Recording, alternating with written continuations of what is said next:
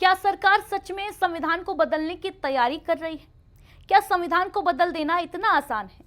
ये सवालात इसलिए जरूरी हो गए हैं क्योंकि संविधान की आत्मा यानी संविधान की प्रस्तावना के दो शब्द सोशलिस्ट और सेक्युलर यानी समाजवाद और धर्मनिरपेक्षता पर संग्राम छिड़ा हुआ है।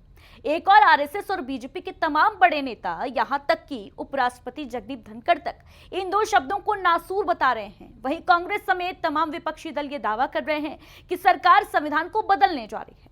कांग्रेस तो संविधान को बचाने का बीड़ा तक उठा चुकी है, लेकिन क्या आप जानते हैं कि संविधान का संरक्षक, संविधान का कस्टोडियन कौन है? राजनीतिक दलों का काम होता है भ्रम में डालकर आपका ध्यान मुद्दों से भटका देना। दरअसल संविधान कोई आम पोथी नहीं है, कोई आम डॉक्यूमेंट नहीं है जिसे बदल देना इतना आसान है। भारत में संविधान का कस्टोडियन सर्वोच्च न्यायालय है। हालांकि कई दफा ऐसा देखा गया कि न्यायपालिका और विधायिका के बीच संविधान संशोधनों को लेकर तकरार रही, लेकिन केशवानंद भारती केस 1973 का वो केस जिसकी देन रहा बेसिक स्ट्रक्चर का सिद्धांत। इस सिद्धांत ने यह तय किया कि संविधान के मूल ढांचे में परिवर्तन का अधिकार संसद को नहीं है।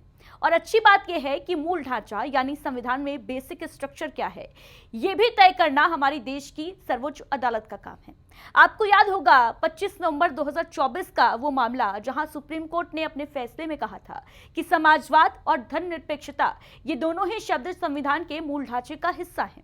दरअसल अधिवक्ता डॉक्टर बलराम सिंह ने संविधान की प्रस्तावना में समाजवादी और धर्मनिरपेक्ष शब्दों को शामिल किए जाने को चुनौती देते हुए याचिका दायर की थी। इसी तरह की याचिकाएं पूर्व कानून मंत्री सुब्रमण्यम स्वामी और अधिवक्ता अश्विनी कुमार उपाध्याय ने भी दायर की थी। उन्होंने तर्क दिया था कि संविधान निर्माताओं ने जानबूझकर प्रस्तावना से धर्मनिरपेक्ष शब्द को बाहर रखा था और समाजवाद की अवधारणा ने आर्थिक नीतियां बनाते समय केंद्र और राज्य सरकारों की स्वतंत्रता को सीमित कर दिया था।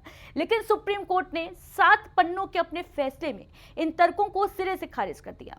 इस फैसले में कहा गया कि जब संविधान का मसौदा तैयार किया जा रहा था तब धर्मनिरपेक्ष शब्द का अर्थ अस्पष्ट माना गया क्योंकि इसकी व्याख्या धर्म के विपरीत की गई थी। हालांकि समय के साथ भारत ने धर्मनिरपेक्षता की अपनी स्वयं की व्याख्या विकसित की है। इसमें राज्य ना तो किसी धर्म का समर्थन करता है और ना ही किसी विश्वास के पेशे और आचरण को दंडित करता है।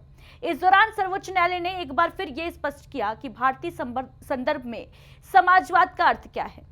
समाजवाद का अर्थ मुख्य रूप से कल्याणकारी राज्य है जो जाति, धर्म, लिंग के बावजूद अवसर की समानता प्रदान करता है और निजी क्षेत्र को काम करने से नहीं रोकता। कुल मिलाकर कहा जाए तो खतरा ना संविधान को है ना संविधान की प्रस्तावना को, क्योंकि उसकी देखरेख के लिए न्यायालय है। अगर कोई खतरा है तो वो है राजनीतिक दलों को। मुख्य मुद्दों पर देश का ध्यान ना जाए, आपका ध्यान ना जाए।